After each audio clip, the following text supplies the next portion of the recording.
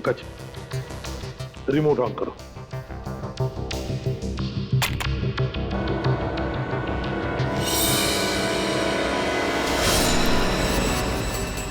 मतलब जैसे ही रिमोट का बटन दब गया, इस फैन के मैकेनिज्म के अंदर जो इंफ्रारेड लाइट थी वो ऑन हो गई, लॉक खुल गया और उसकी वजह से ट्रिगर ऑन हो गया। ट्रिगर ऑन होने से इसके अंदर जो छुपा के रखा था चाकू, वो सीधा नीचे गिर गया, सीधे उसके शरीर के अंदर जो फैन के नीचे सोया हुआ था। मगर दया, एक बात है, ऐसे मैकेनिज्म की जो रिमोट होते हैं, वो रिमोट ज्यादातर 50 मीटर की दूरी के अंदर ही काम कर सकते हैं। तो फिर जरूर जहां पर मीरा और जूही रहती थी उसके आसपास ही ये आदमी खड़ा था। जिसने भी ये किया है वो 50 मीटर की दूरी के अंदर ही खड़ा था। वहां से उसने रिमोट चलाया और खून कर दिया मीरा और जूही का। और फिर वो सपने, वो एक जैसे सपने जो मीरा और जूही दोनों की नींद में आते थे, ऐसे सपने तो जानबूझकर ही डाले जा सकते हैं, प्लान करके डाले जा सकते हैं।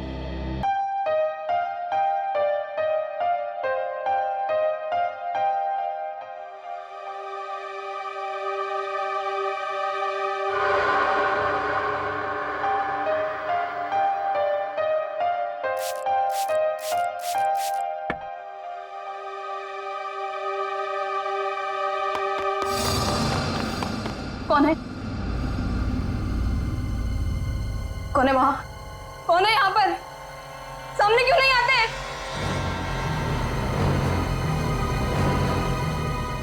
बस बहुत हो गया, बंद करो ये खेल, बंद करो ये खेल।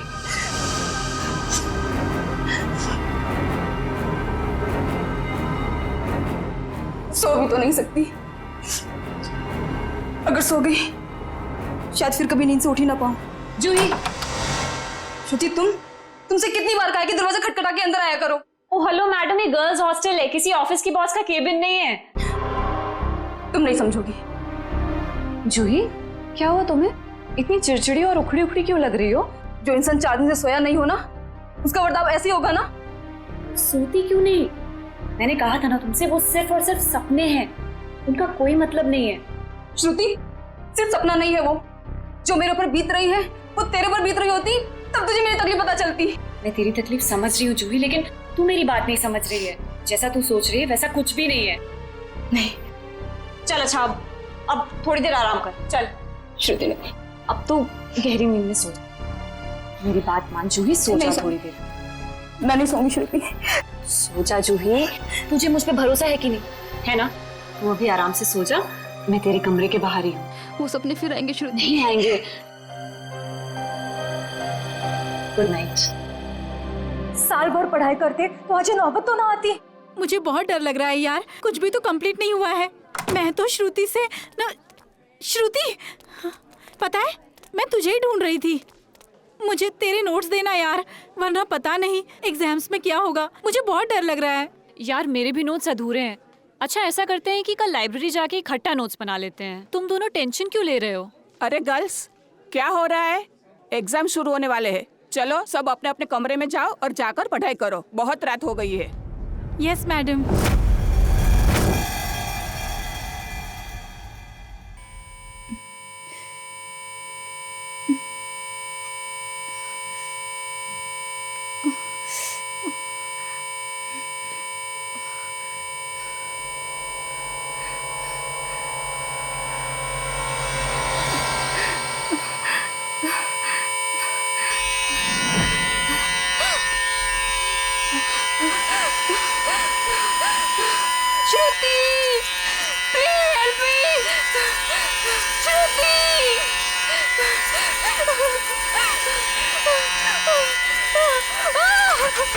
ये दरवाजा क्यों बंद है? श्रुति, ये लाइट क्यों नहीं जल रही है?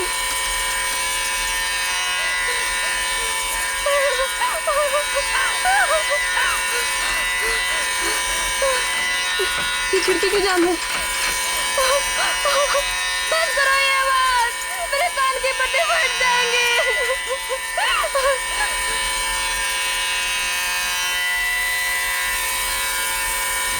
ये धुआं कहाँ से आ रहा है?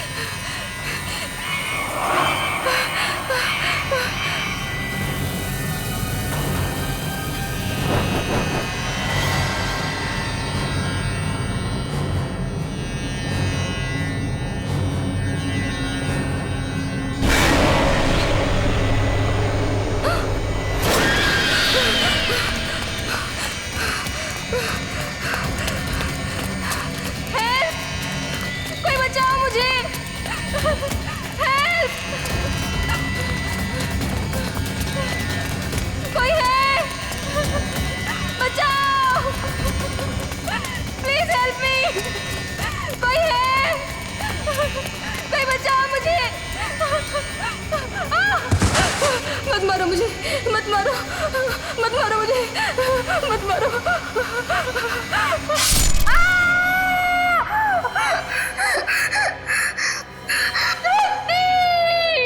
नो, ये तो जूही की चीख है। लगता है उसने वही पुराना सपना देखा है।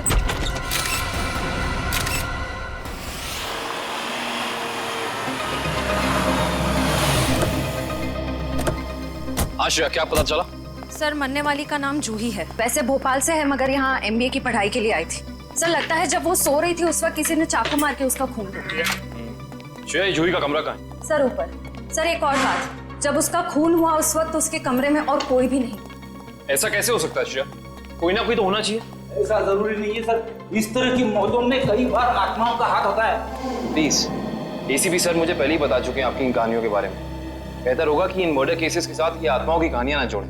प्लीज, समझ गए? यही कमरा है? Yes sir. आइए। एक्सक्यूज मी, प्लीज एक सेकंड, एक्सक्यूज मी।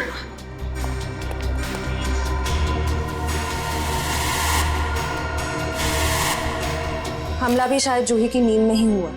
बेचारी को अपने आप को बचाने का मौका भी नहीं मिला होगा। एक्सक्यूज मी, यहाँ पे सबसे पहले जूही की मौत का पता किसको चला? सर, सबको एक साथ ही पता चला था। हम यहाँ कॉरिडोर में थे, अचानक से जूही के कमरे से चीखने की आवाज आई और अंदर आके देखा तो जूही की जान जा चुकी थी। उस समय कमरे में जूही के साथ और कौन था? सर, उस वक्त जूही के साथ कोई नहीं था। देखिए, आप लोग दोबारा याद करने की कोशिश कीजिए। हो सकता है कोई ऐसा जो उस वक्त भाग निकला हो। सर, भागने का तो सवाल ही नहीं उठता, क्योंकि डोर बाहर से बंद था और वो अंदर से। खूनी भागेगा भी तो कहाँ से भागेगा? एक मिनट, ये दरवाजा बाहर से बंद था, क्यों? सर, कई दिनों से जूही सो नहीं पा रही थी। अचानक नींद से जाग जाती थी और भागकर अपने कमरे से बाहर आ जाती थी। आज भी कुछ ऐसे ही हुआ। वो सो नहीं पा रही थी, मैंने उसको सुलाया और मैं बाहर आ गई और दरवाजा बाहर से बंद कर दिया। लेकिन इसे नींद क्यों नहीं आ रही थी? सर, कई दिनों से उसे डरावने सपने आ रहे थे। उसे ऐसा महसूस हो रहा था कि उसका सपनों में कोई खून करना चाह रहा है, उसकी कोई जान लेना चाह रहा है। हमें क्या पता था कि उसका सच में खून हो जाएगा। डरावने सपने? मैं कह रहा था ना, ये कोई आत्मा का ही चक्कर है।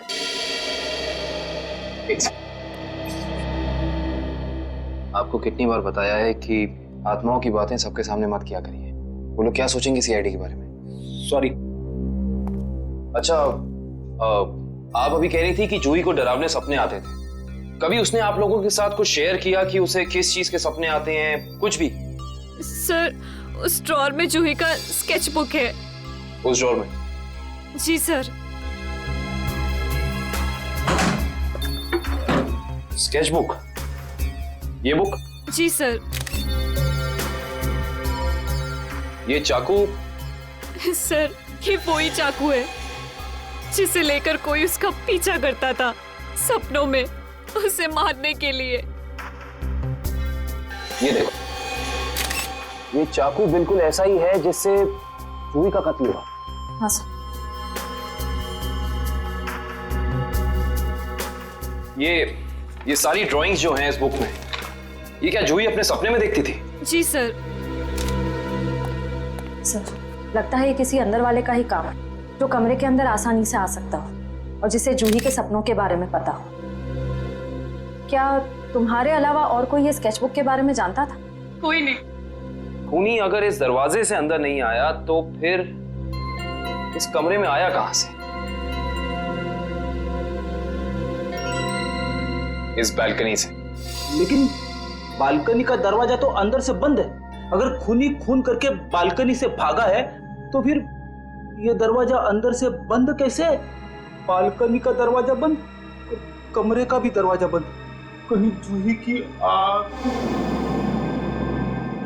ये खूनी यहाँ आया कहां से, ये अभी पता चल जाएगा।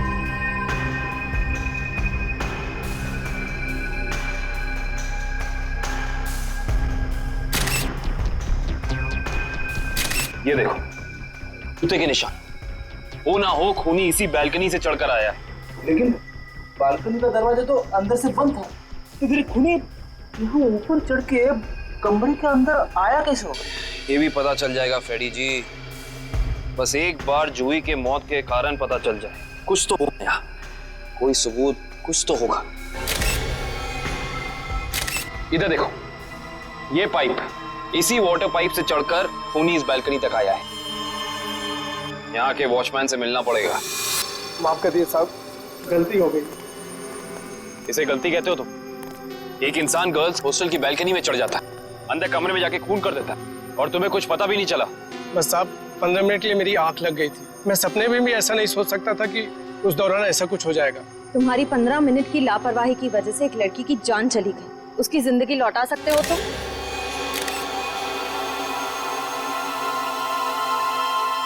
सर, ये जूता यहाँ झाड़ियों में पड़ा हुआ था। जूता यहाँ पे? हो ना हो, ये जूता उसी खूनी का है। सर, ये तो किसी आदमी का जूता लगता है।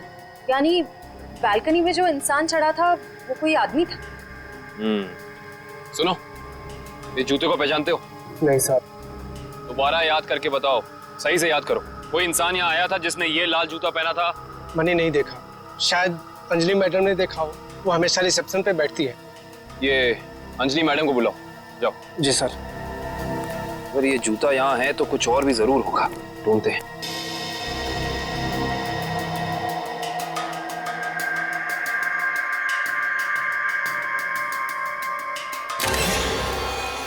इस तरफ ये जूतों के निशान। एक जूते का निशान थोड़ा गाढ़ा है और दूसरे का हल्का। ये वाला गाढ़ा है। इसका तो एक ही मतलब है, ये जूता जिसका भी है वो इंसान लंगड़ा के चल रहा था। वो लंगड़ा के इसलिए चल रहा था क्योंकि जब वहां बैल्कनी से वो नीचे आया उसे चोट लग गई, फिर वो यहां से भागा और यहाँ पे जूता रह गया। हाँ साहब, मैं ही अंजलि हूँ, आपने मुझे बुलाया? जी अंजलि जी, हमें आपसे कुछ सवाल पूछने थे। जी। अंजलि जी, आपने इस लाल जूते को देखा? मेरा कहने का मतलब है किसी इंसान को इसको पहनकर यहाँ आते हुए देखा, लंगड़ाते हुए? हाँ साहब, मैंने देखा था, मनीष लंगड़ाते हुए जा रहा था। मनीष? ये मनीष कौन है? जूही का दोस्त है। अंजलि जी, जब वो यहाँ आया, ये गर्ल्स हॉस्टल है राइट, आपने उसको रोका नहीं? मैंने उसे रोका पर वो रुका ही नहीं। और क्या? मनीष अक्सर जूही से मिलने हॉस्टल आया करता था, पर कुछ दिनों से उन दोनों के बीच में अनबन चल रही थी। किस बात को लेकर अनबन चल रही थी? मुझे उस बारे में कुछ पता नहीं। कोई बात नहीं, अब तो इस बारे में हम मनीष से ही पूछ लेंगे।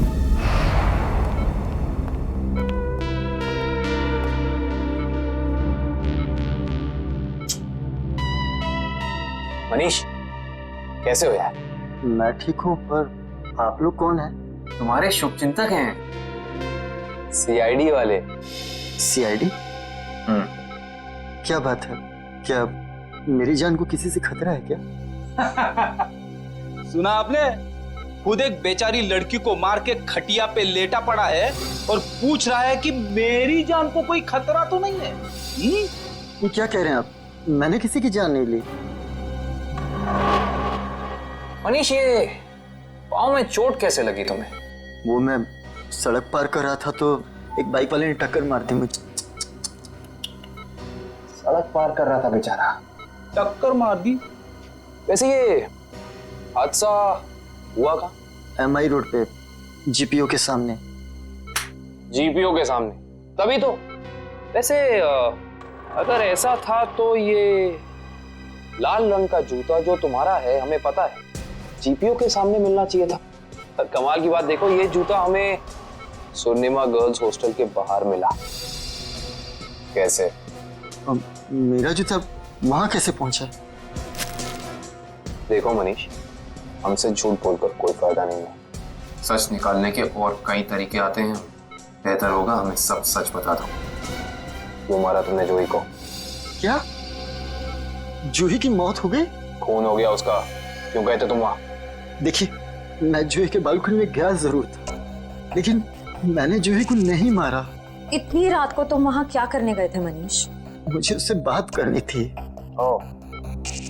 ऐसी कौन सी बात थी जो तुम दिन के उजाले में नहीं कर सकते थे, जिसके लिए तुम्हें रात के अंधेरे का सहारा उठाकर चोरों की तरह पाइप से चढ़कर उसकी बालकनी तक जाना पड़ा? मैं उससे माफी मांगना चाहता था। दरअसल मैंने उसके दोस्ती को प्यार समझने की गलती की थी। लेकिन जब मैं वहां पहुंचा तो मैंने देखा कि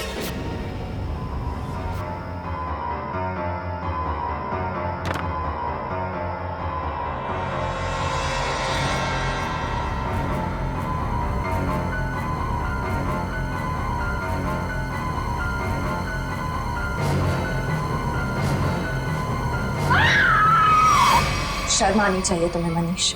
उसकी मदद करने की बजाय तुम वहां से भाग गए। यही है तुम्हारा प्यार?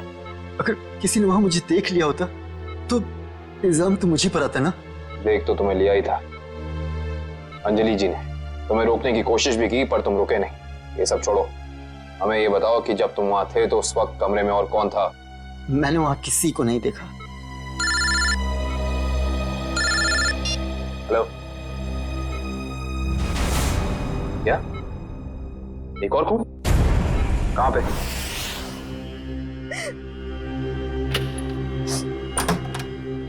आप कौन? हम लोग सीआईडी से। आइए।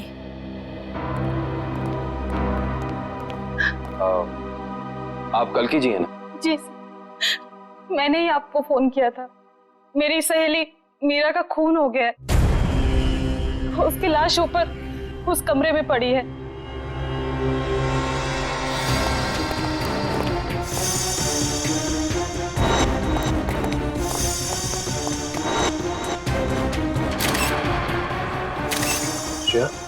ये चाकू तो बिल्कुल वैसा ही लग रहा है जैसा जूही की मौत में यूज हुआ था।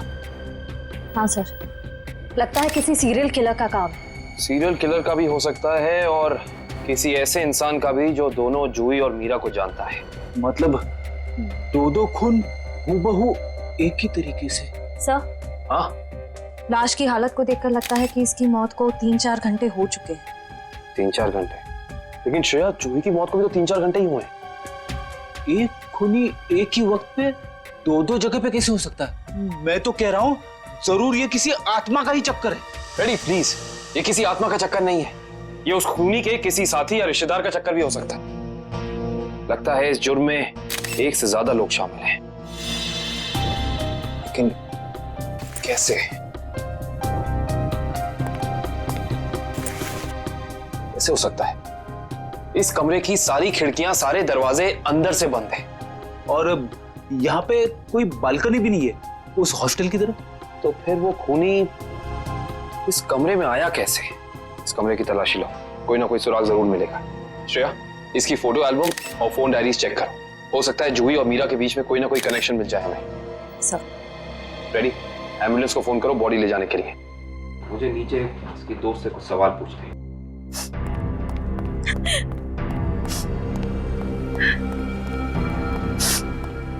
कल्कि जी, जी आपको मीरा की मौत के बारे में कब पता चला?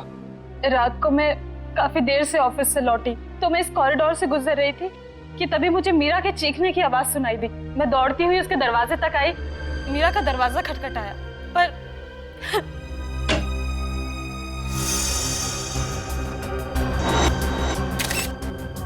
फिर क्या हुआ? मेरा मतलब जब आप यहाँ आई तो ये दरवाजा खुला था कि बंद था? दरवाजा बंद था तो मुझे वॉचमैन को बुला के दरवाजा खुलवाना पड़ा।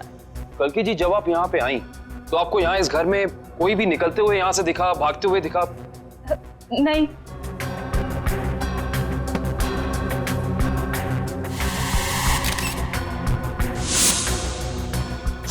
कल्कि जी, आपकी दोस्त मीरा काम क्या करती?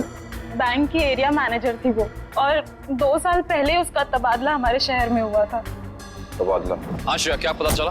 सर, मरने वाली का नाम जूही है। वैसे भोपाल से है मगर यहाँ MBA की पढ़ाई के लिए आई थी। क्या ये तबादला भोपाल से यहाँ हुआ? जोधपुर से। पर क्यों सर? आपकी दोस्त मीरा किसी जूही नाम की लड़की को जानती थी? जहाँ तक मुझे पता है सर, इस नाम की तो उसकी कोई दोस्त नहीं थी। दोस्त नहीं तो कोई रिश्तेदार? क्योंकि कुछ घंटे पहले एक 21 साल की लड़की का बिल्कुल इसी तरीके से खून हुआ। उस लड़की का नाम जूही था और ये उसकी तस्वीर है। क्या आप जानती हैं इसे? नहीं। आप जानती?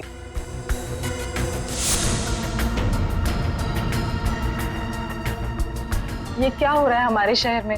आम आदमी तो बिल्कुल भी सुरक्षित नहीं है। कल्कि जी, आपको किसी पे शक है? I mean, आपकी दोस्त मीरा की किसी से कोई दुश्मनी, कोई अनबन? उसका कोई दुश्मन नहीं था सर। मीरा तो बहुत ही सुलझी हुई लड़की थी।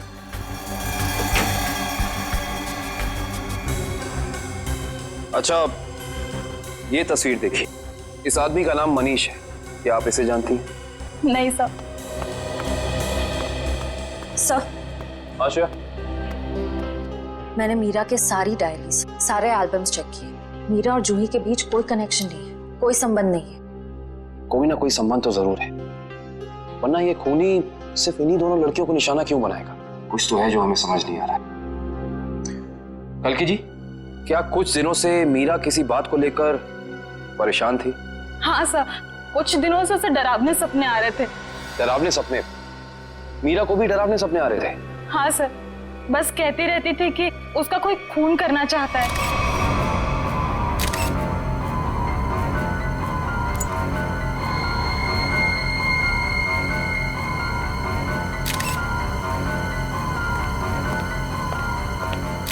ये कैसे हो सकता है सर?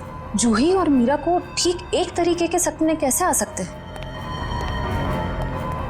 सर, खूनी के अंदर आने का रास्ता तो नहीं मिला है, लेकिन ये स्क्रू मिला है मीरा के बेड के नीचे से। एक काम करिए, वॉचमैन से पूछताछ कीजिए, देखिए क्या पता चलता है मीरा के बारे में। तब तक इस स्क्रू की गुत्थी को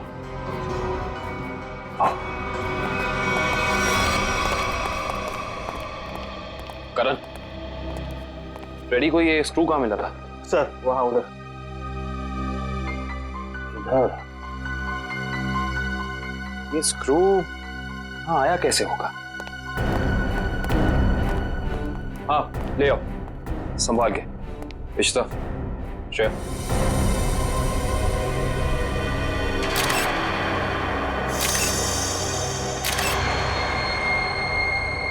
तो ये बात है।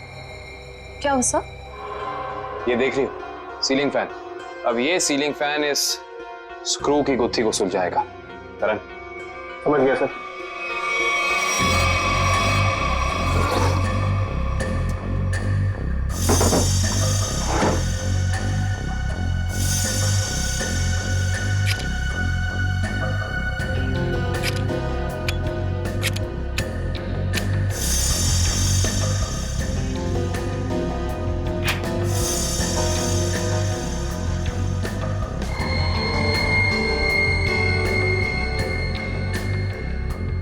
फैन को उल्टा करो।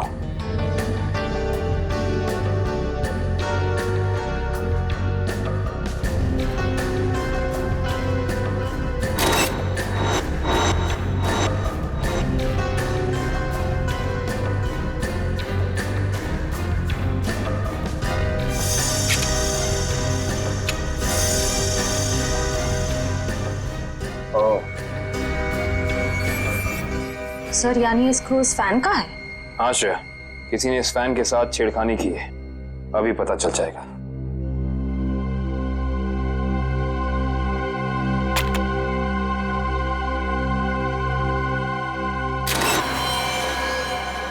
ओह माय गॉड, तो ये बात है, मतलब चाकू इसके अंदर था।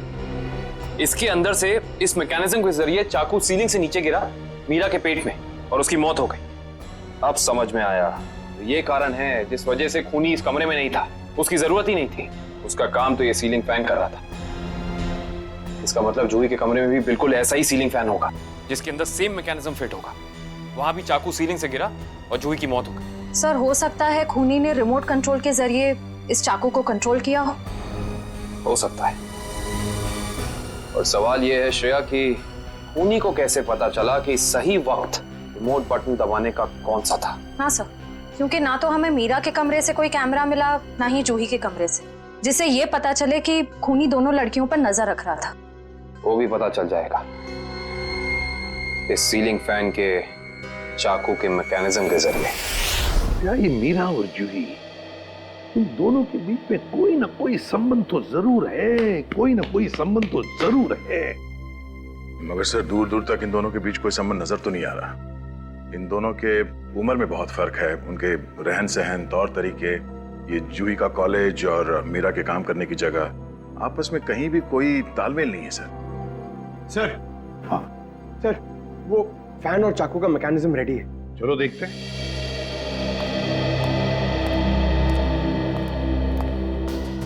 पंकज, रिमोट ऑन करो।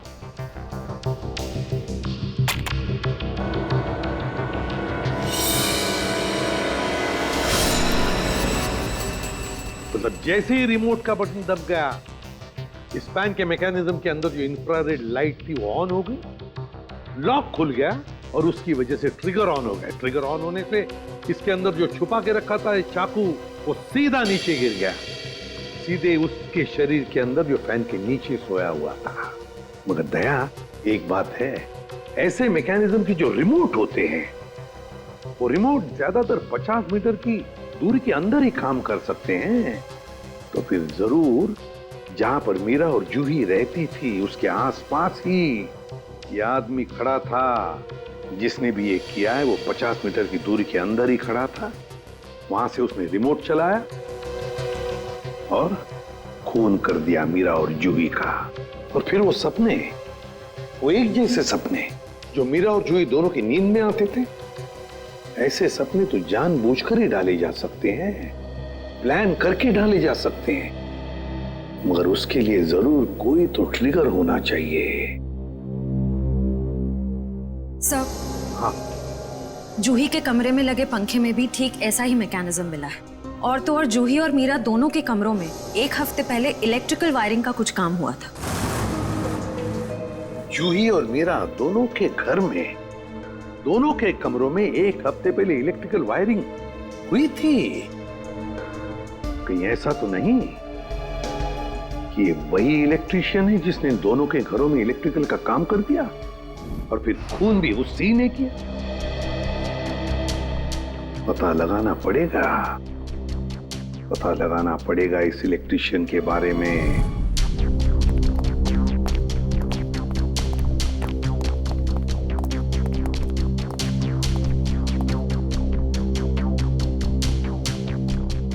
ना ही मीरा के मोबाइल पे कोई अलार्म था और ना ही जूही के मोबाइल पे। फिर दोनों को एक ही वक्त एक जैसे सपने कैसे आ सकते हैं? इसका मतलब सपने ट्रिगर करने वाला मैकेनिज्म यहीं कहीं है। सर, ये देखिए, इस पे अलार्म है, लेकिन सुबह 6 बजे का। 6 बजे का?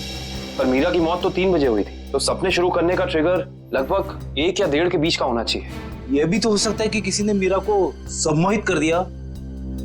ऐसा नहीं हो सकता फ्रेडी, क्योंकि अगर ऐसा होता तो मीरा के दिन भर का हाव भाव, चाल चलन सब प्रभावित होता। पर ऐसा नहीं हुआ। नहीं, कुछ है यहाँ जो हम अभी तक देख नहीं पा रहे। ढूंढो, यही है।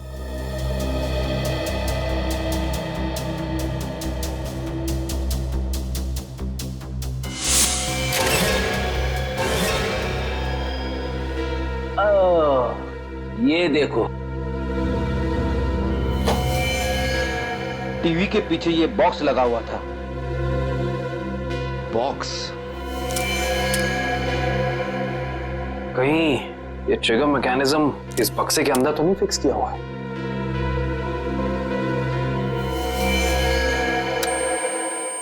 अरे अलार्म बंद करो, ये आवाज मेरे कान के पर्दे फटा ली। सर, कौन सी आवाज? यहाँ कोई अलार्म नहीं बज रहा है। अरे इतने जोर से बज रहा है, सुनाई नहीं दे रहा है। बंद करो। हाँ, बज तो रहा है, लेकिन बहुत धीमी आवाज में। बंद करो, बंद करो। बंद हो। Thank you. इतना भद्दा अलार्म मैंने जिंदगी में नहीं सुना। सोने वाला उठेगा नहीं, हार्ट अटैक से सीधे ऊपर चला जाएगा। मगर सर, अलार्म की आवाज सिर्फ आपको कैसे सुनाई दी? हो सकता है श्रेया, क्योंकि ये लो फ्रीक्वेंसी अलार्म है। श्रेया, ये सिर्फ उन लोगों को सुनाई देता है जिनकी साउंड टॉलरेंस और सुनने की शक्ति इसकी ध्वनि से मेल खाती है। यानी फ्रेडी सर की तरह जूही और मीरा भी इस अलार्म की आवाज को सुन सकती थी। वो ये बात नहीं जानता था। उसने इस ध्वनि का इस्तेमाल सिर्फ उनके दिमाग को कंडीशन करने के लिए किया, ट्यून करने के लिए, ताकि उन्हें वो डरावने सपने दिखा सके। लेकिन डरावने सपनों का कोई संबंध ही नहीं था इस मौत से। अगर वो चाहता तो बिना सपनों के भी मार सकता था उन्हें। मार सकता था, पर शायद वो ऐसा चाहता नहीं था।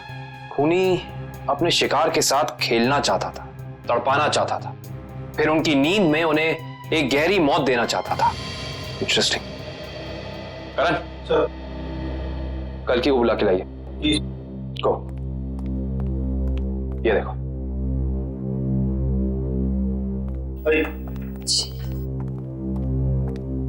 आइए। कल्कि जी, जी। इस आवाज को पहचानती हैं आप? ये आवाज मैंने यही सुनी है, मीरा के घर पे। कब? करीब 3-4 दिन पहले, जब वो अपने लैपटॉप पे काम कर रही थी तब।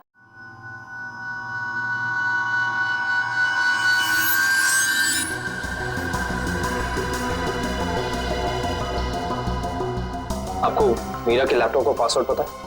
नहीं सर। हमें कंप्यूटर एक्सपर्ट से इसका पासवर्ड ब्रेक कराना होगा, लेकिन मुझे लगता है कि हमारे सारे सवालों के जवाब इसी लैपटॉप के अंदर है, इसके अंदर।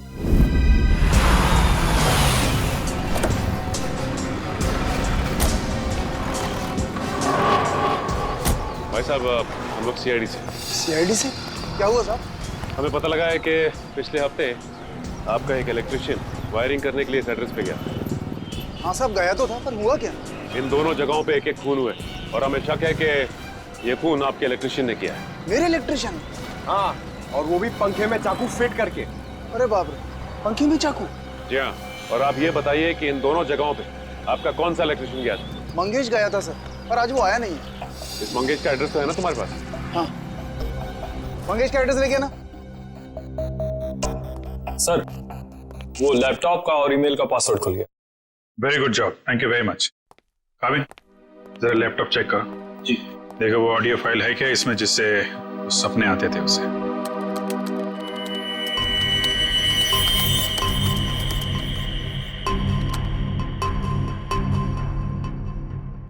सर, इस कंप्यूटर में कोई ऑडियो फाइल नहीं है। हाँ, लेकिन मीरा के ईमेल अकाउंट में एक वीडियो फाइल दिख रही है। Video file? खोलो खोलो इसे जरा।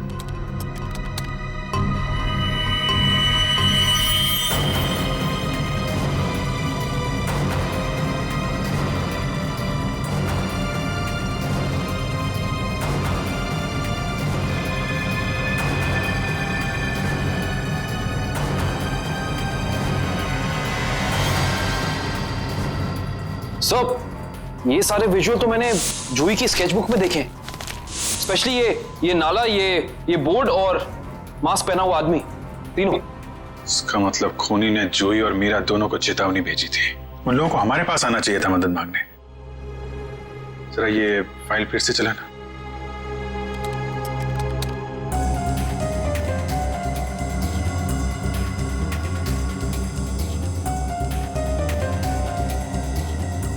बॉस,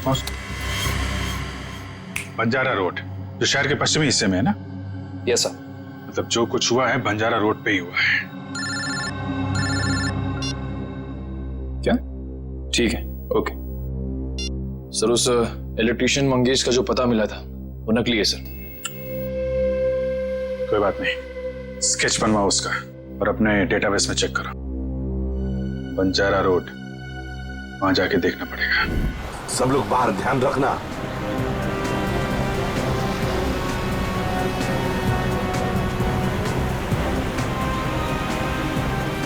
आराम से पंकज, आराम से। एक मिनट।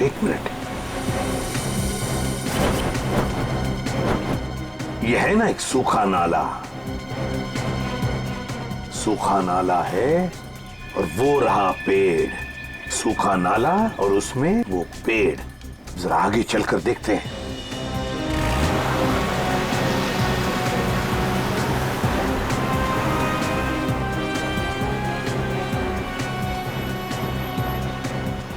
एक मिनट पंकज, एक मिनट। बंजारा रोड मतलब हम सही रास्ते पे हैं। सर वो देखिए, वो पुराना घर जो हमें वीडियो में दिखा था। चलो आगे देखते हैं। अगर खूनी इस जगह का वीडियो बना के मीरा और जूही को भेज क्यों रहा था? हाँ, शायद उन दोनों को अपने अतीत का याद दिलाने के लिए। मगर सर मैंने पता किया सर, इस बंजारा रोड पे आज तक एक क्राइम नहीं हुआ है। यहाँ तक कि पुलिस ने एक चालान तक नहीं काटा है। सर वो रही बिल्डिंग। हाँ, वो क्या, रॉयल मून होटल। ले लो अंदर।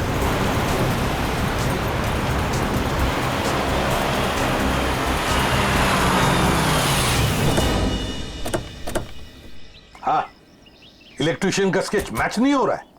तो कोई बात नहीं, ठीक है। वेलकम सर, कहिए मैं आपकी क्या सहायता कर सकता हूँ? हम लोग सीआईडी से हैं। दरअसल एक केस के सिलसिले में कुछ पूछताछ करनी थी आपसे। सीआईडी? अब पूछिए, क्या पूछना चाहते हैं आप? वैसे जरा बताइए, कुछ दिन पहले क्या आपके होटल के बाहर कोई किसी तरह की वीडियो शूटिंग कर रहा था? शूटिंग? नहीं सर, हमारी होटल के बाहर शूटिंग या फोटोग्राफी की अनुमति नहीं है। ये दो फोटोग्राफ, दो लड़कियों के, एक का नाम मीरा है, एक का नाम जूही है। क्या ये लड़कियां आपके यहाँ कभी ठहरी थी, कभी आई थी? सर, हमारे यहाँ रोज बहुत सारे कस्टमर आते हैं, ये बता पाना थोड़ा मुश्किल है। मैं समझ सकता हूँ, लेकिन हो सकता है आपके रिकॉर्ड में हो कुछ इनके बारे में। जरा देखिए। हल्का जरा रिकॉर्ड्स चेक करना। सर। हाँ सर, ये दोनों गेस्ट हमारे होटल पे रुके थे पिछले साल 17 मई 2013। 17 मई 2013, मतलब 1 साल पहले। तो क्या एक साथ आई थी या अलग अलग? नहीं, अलग अलग। सर, इन दोनों के पास शहर में रहने के लिए जगह है, एक घर में रहती है और एक हॉस्टल में रहती है, फिर ये दोनों यहाँ किस लिए आई थी? कोई तो वजह होगी ना पंकज, कोई तो वजह होगी। क्या आपका रिकॉर्ड देख सकता हूँ 17 मई 2013 का? Sure sir. 17 मई 2013, काफी सारी लड़कियां आई थी उस दिन आपके होटल में। कोई फंक्शन वगैरह था क्या? हाँ सर, हो सकता है, क्योंकि हमारे होटल के पास में एक कम्युनिटी हॉल है, वहाँ आए दिनों फंक्शंस होते रहते हैं। अच्छा, कस्टमर का नाम रवि, 5 टैक्सीज बुक की थी उसने, 5। हाँ सर, ये एक नारी सेवा केंद्र चलाते हैं, मुस्कुराहट नाम है एनजीओ का, और वो अभी भी इसी होटल में ठहरा हुआ है सर। रवि इस वक्त आपके होटल में ठहरे हैं? पास वाले कम्युनिटी हॉल में जो फंक्शन चल रहा है, रवि का ही एनजीओ का फंक्शन हो सकता है? रवि सर, मैं आपका जितना भी शुक्रिया अदा करूं उतना कम है। आप सोच नहीं सकते, ड्रग्स के नशे से मुक्ति मिलने के बाद मैं जिंदगी के ऐसे ऐसे रंग देख रहा हूं जिन्हें ड्रग्स के नशे ने अंधकार में डाल दिया था। वेरी गुड मिश्रा, लेकिन इसमें मुझे शुक्रिया कहने की कोई जरूरत नहीं। ये सब तुम्हारे धैर्य और दृढ़ इच्छा शक्ति का कमाल है। हाँ, लेकिन अब उस सफेद जहर को कभी पलट कर भी देखना मत। हाँ, ओके सर। माफ कीजिएगा रवि जी, आपको मैं इंटरप्ट कर रहा हूँ, लेकिन ये जरूर कहूंगा कि आप बहुत ही अच्छा काम करते हैं, बहुत ही पुण्य का काम करते हैं हमारे देश के नौजवानों को ड्रग्स में से बाहर निकाल कर। सर, आप एसीपी प्रद्युमन है ना सर? जी हाँ, मैं एसीपी प्रद्युमन। सर, हमने बहुत किस्से पढ़े हैं सर आपके बारे में, और तभी से आपसे मिलना चाहता था सर, लेकिन अब आपसे बैठेंगे सर प्लीज। सर, क्या लेंगे सर आप? चाय, कॉफी, कुछ? एक ठंडा लेमन आइस टी। जी, ठंडा लेमन आइस टी तो नहीं मिलेगी, साधारण चाय चलेगी। रवि जी, हमें कुछ नहीं चाहिए, कुछ नहीं चाहिए, थैंक यू वेरी मच। बस एक जरूरी काम है आपके पास। 2 लड़कियों के बारे में हम कुछ इंफॉर्मेशन चाहते हैं। अब कौन सी 2 लड़कियां सर? ये जूही और ये मीरा, क्या आप बता सकते हैं कि पिछले साल ये दोनों आपके इस एनजीओ में आई थी? जूही और मीरा? हाँ सर, ये सर आई थी दोनों यहाँ पर। एक्चुअली सर, इन्हें भी ड्रग्स के नशे की बुरी लत पड़ गई थी सर, इसलिए ये दोनों आई थी यहाँ हमारा सेमिनार अटेंड करने के लिए। लेकिन सर, इस बात को तो करीब 1 साल हो गया है, अब इनके बारे में पूछताछ। इन दोनों लड़कियों का खून हुआ है। क्या खून हो गया? लेकिन सर, कैसे, किसने किया सर? बस वही पता लगाना है, इसलिए हम चाहते हैं कि अगर आपको इन दोनों के बारे में कोई खास बात मालूम हो, कोई यादें हो आपके पास इनके बारे में, तो मदद हो जाएगी हमारी तहकीकात करने में। कोई खास बात इस वक्त तो याद। हाँ सर, याद है सर, एक लड़की थी मोनिका, इन दोनों को उसकी चिंता बहुत सताती रहती थी सर। मोनिका? जी। क्या वो भी यहाँ आपके ड्रग रिहैबिलिटेशन सेंटर में आई थी? आई तो थी सर यहाँ पर, लेकिन वो ड्रग्स के खिलाफ अपनी लड़ाई जीत नहीं पाई सर। दरअसल सर, 1 साल पहले अपनी बिल्डिंग की छत से कूदकर उसने आत्महत्या कर ली थी सर, ड्रग के नशे में। मोनिका ने आत्महत्या कर ली? जी सर। उसका पता तो होगा ना आपके पास? जी सर, मोनिका का एक ही सगा भाई है, अमित। मोनिका की मौत के बाद सारी प्रॉपर्टी, सारी जायदाद उसी के नाम हो गई। तो क्या मोनिका के भाई ने प्रॉपर्टी के लिए अपनी बहन का खून किया? ये भी तो हो सकता है कि मोनिका ने आत्महत्या की हो। मैंने कहा ना, काम हो जाएगा। जी कहिए। आपका नाम अमित है? जी हाँ, मगर आप लोग? सीआईडी मोनिका के बारे में कुछ सवाल करने थे आपसे। ओह, 1 साल हो गया मेरी बहन को मरे हुए, लेकिन अब भी कोई ना कोई आकर मेरे पुराने जख्म को रहता रहता है। पूछिए, क्या पूछना है आपको? देखिए अमित जी, हम आपका दुख समझ सकते हैं, मगर क्या करें, 2 खून हुए, इसलिए आपकी बहन के बारे में कुछ सवाल करने आए हम लोग। 2 खून? मगर किसके? जूही और मीरा का। ये दोनों आपकी बहन मोनिका के दोस्त थे ना? हाँ, बदकिस्मती से ये मेरी बहन के दोस्त। बदकिस्मती से? क्यों? वैसे तो मीरा और जूही तुम्हारी बहन की बहुत फिक्र करते थे। अगर सच में उन्हें मेरी बहन की फिक्र होती तो वो फिर से उसे ड्रग्स की खाई में ना धकेलते। क्या वो दोनों फिर से मोनिका को ड्रग्स की लत लगाना चाहते थे? हालांकि वो दोनों खुद ड्रग्स से छुटकारा पाना चाहते थे। मुझे नहीं पता कि वो आदत से छुटकारा पाने आए थे या दोबारा ड्रग एडिक्ट्स को बढ़ावा देने, लेकिन इस काम में एक और भी था उनके साथ। हाँ, विशाल। विशाल? ये विशाल कौन? विशाल जूही और मीरा को ड्रग्स देता था और ये बात मोनिका जान गई थी, लेकिन जब लोगों को पता चला कि मोनिका को उनका राज पता है तो उन्होंने उसे फंसाने के लिए उसके बैग में ड्रग्स डाल दी। वो पकड़ी गई, उसके ऊपर पुलिस केस भी हुआ। वो ये सदमा बर्दाश्त नहीं कर सकी और उसने आत्महत्या कर ली। सर, कोई तो है जो मोनिका की मौत का बदला ले रहा है। जूही और मीरा पहले ही मर चुकी हैं। अब अगला नंबर शायद विशाल का। अमित, कल रात तुम कहाँ थे? आप मुझ पे शक कर रहे हैं? क्या करें, शक करने की आदत जो है हमें। और फिर तुम तो अपनी बहन के सबसे करीबी हो ना। मुझसे ज्यादा करीबी तो उसका मंगेतर था, रणविजय। दोनों ने जन्मों जन्मों तक साथ रहने की कस्में खा रखी थी। रणविजय? ये रणविजय यही है ना? हाँ, यही तो है वो, लेकिन रणविजय का स्केच आपके पास कैसे? हो सकता है मीरा, जूही और मोनिका की मौत का राज रणविजय जानता हो। Thank you Ranvijay. सर, वो रहा विशाल का घर। विशाल की जान को खतरा हो सकता है।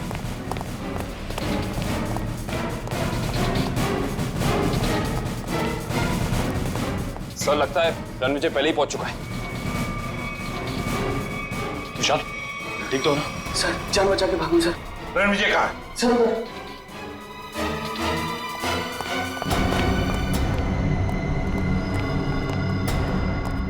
यहाँ तो कोई भी नहीं है। सर, शायद यहाँ से भागा होगा।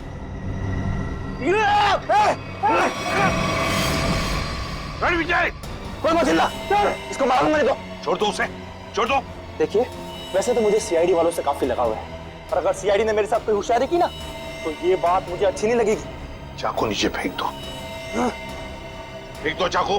डरो मत, कुछ नहीं करूंगा तुम्हारे इस मोटू ऑफिसर को। मोटू मत बोल, टाइटिंग कर रहा हूं आजकल। देखो, मुझे अपना काम करने दो। बेवकूफी मत करो, नहीं बच पाओगे तुम। अरे बचना किसको है? एक बार मैं इस विशाल को मार दूं, भले मुझे फांसी हो जाए, फिर मुझे मंजूर है। देखो रणविजय, ये सब करने से क्या मोनिका वापस आएगी? भले ही वापस ना है, लेकिन मेरे बदले की आग तो पूरी होगी। इन तीनों ने रातों की नींद उड़ा दी थी मोनिका की, इसलिए मैं भी इनके साथ वही कर रहा हूं। इन्हें तड़पा तड़पा कर मारूंगा मैं।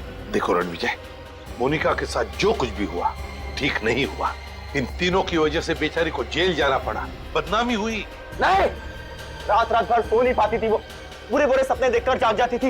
ये विशाल ने मोनिका का बंजारा रोड पे पीछा किया था उसे मार डालने के लिए, इसलिए मैंने भी इन्हें पहले बुरे बुरे सपने दिखाए और अब मैं इन्हें मौत की नींद सुला रहा हूं। रणविजय, ये तुम क्या करने जा रहे हो? विशाल को उसके किए की सजा कानून देगा। अरे कानून का क्या गया, प्यार तो मैंने अपना खोया है ना।